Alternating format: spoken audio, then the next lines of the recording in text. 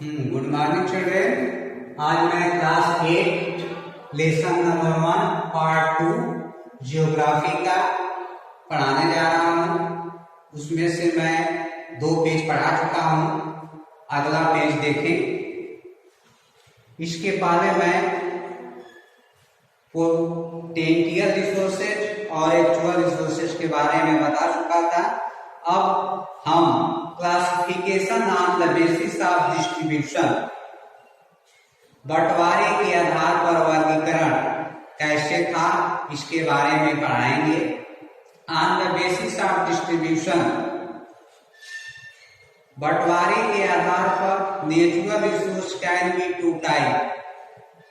प्राकृतिक संसाधन 2 प्रकार का होता है, यूबिक्विटिस एंड लोकलिस्ट रिसोर्सेज। तो यूबिक्विटिस रिसोर्सेज मीन्स क्या होता है इसके बारे में देखें। These are resources which are found everywhere. Ubiquitous का मतलब वो होता है जो साधन हर जगह मिलता हो, उसको हम यूबिक्विटिस रिसोर्सेज कहते हैं। जैसे वाटर है, एयर है, सन है, एनर्जी है, इट ये हर जगह मिलती है। लोकलाइज्ड रिसोर्सेज, ये संसाधन found only in select area, कुछ निश्चित एरिया में पाए जाते हैं, जिसको हम लोकलाइज्ड रिसोर्सेज संसाधन कहते हैं। These are actually minerals material, ये वास्तविक में खनिज पदार्थ होते हैं। Which are useful to man, जो आदमी के लिए लाभदायक होते हैं। For example iron, copper, tin, silver, gold, इटिस, ये सारे मिनरल्स जो हैं इसके अंतर्गत आते हैं। The distribution of natural resources mainly depend upon type of landform, climate and altitude. प्राकृतिक संसाधन प्रमुख रूप से लैंडफॉर्म जमीन, क्लाइमेट जलवायु, अल्टीट्यूड ऊंचाई और के आधार पर इनका बंटवारा हुआ है। एवेलेबिलिटी ऑफ मिनरल्स, खनिज पदार्थ की एवेलेबिलिटी उपलब्धता के आधार पर depend upon the geological structure of particular area, भौगोलिक बनावट हम एक अलग अलग एरिया में प्राप्त करते हैं। रिसोर्सेज आर डिस्ट्रीब्यूटेड अनइवनली, यह संसाधन अलग अलग अनइवनली बराबर नहीं है, अलग अलग जो है जो मेंटेन फैक्टर, जो कि कारणों को मेंटेन करता है। Differ so from one place to another over the earth, पृथ्वी से एक स्थान से दूसरे स्थान पर यह अलग अलग होता है।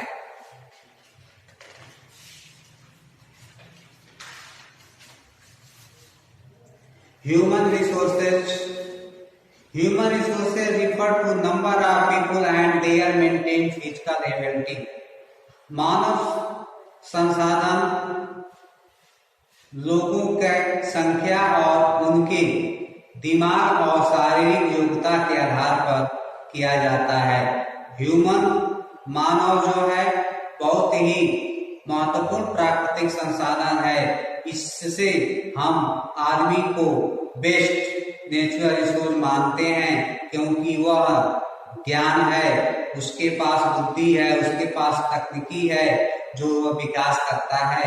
शिक्षा और स्वास्थ्य 2 मेन कारण है उसके, जो वह संसाधन किसी भी संसाधन को बदल सकता है। They do factor improve quality of people skill, ये दोनों क्वालिटी लोगों को बनाए रखती है। जैसे Japan devoid of economic resources, जैसे जापान जो है आर्थिक दृष्टि में सुदृढ़ है, but is the leading country in term of modern technology due to its human resources. लेकिन यह बाकी देश जो आधुनिक तकनीकों में, मानव संसाधन में इतने विकास नहीं किए हैं। human made resources. Sometimes certain things found in nature their original form have no usability या utility. उस समय हम लोग प्रकृति में उपयोग के आधार पर उसका प्रयोग करते हैं, नॉलेज, आइडिया और तकनीकी का विकास करते हैं। कोल और पेट्रोलियम ऐसे साधन है जो आदमी नहीं बना सकता। People use natural resources making building. लोग केवल प्राकृतिक संसाधन जैसे बिल्डिंग, रोड, ब्रिज, पुल, मशीनरी, व्हीकल, वाहन आदि आदमी द्वारा बनाया जाता है। तकनीकियों को विकास में मानव प्रयोग करता है क्योंकि यह केवल अपने जीवन को सरल बना सकता है। Resource and economic development. High degree of positive correlation between economic development resources use of nation. एक देश के उपयोग में हम आर्थिक दृष्टि से उसका विकास करते हैं। बिना संसाधन का कोई देश आगे नहीं बढ़ सकता। उपयोगिता के आधार पर जो संसाधन है एक देश की रीढ़ होती है। आर्थिक विकास को हम बड़ी मात्रा में इसका उपयोग करते हैं। In charge the proper use of natural human made resource not only fulfill basic need of population but also generate various type of employment. यह केवल एक संसाधन का विकास करता ही नहीं है बल्कि यह मानव के उपयोग और भविष्य के लिए बनाता है, अपनी पीढ़ी को बनाता है। इस प्रकार से America, Canada, France, Germany, Japan, Singapore ऐसे देश हैं जो कि अनेक मात्रा में अच्छे प्रकार से 50 वर्षों से विकसित हैं। यह ऐसी आर्थिक विकास को बनाते हैं जो कल कारखाने में बहुत ही आगे हैं। आइए कंजर्वेशन ऑफ रिसोर्सेज, संसाधन का हम कंजर्वेशन कैसे करें, संरक्षण कैसे करें। जैसे हम जानते हैं कि संसाधन हमारे लिए बहुत ही महत्वपूर्ण है, लेकिन इसको हम कभी समाप्त होने न दें। ऐसे क्यों? संसाधन की हमें आवश्यकता होती है।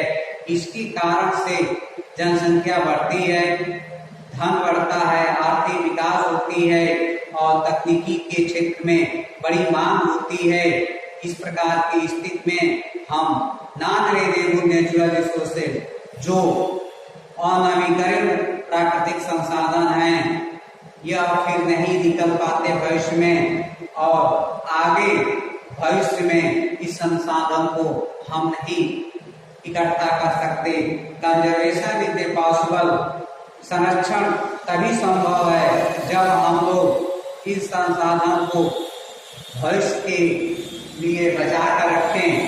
और कंजर्वेशन ऑफ रिसोर्सेज, संसाधन के प्रयोग के लिए हमें जरूरत पड़ती है।